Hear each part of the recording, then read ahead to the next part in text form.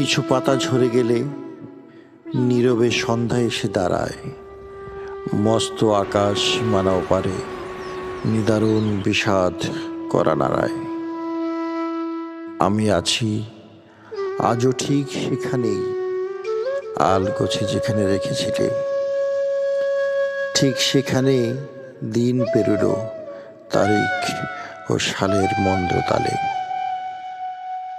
মালকোষ গায়ে কালো ডাহকি, ছানি পড়া চাঁদ বিষাদ ভাবায়, সন্তরণে জল নদী তীর তীর হরফ একাকে রোজ নাম চায়।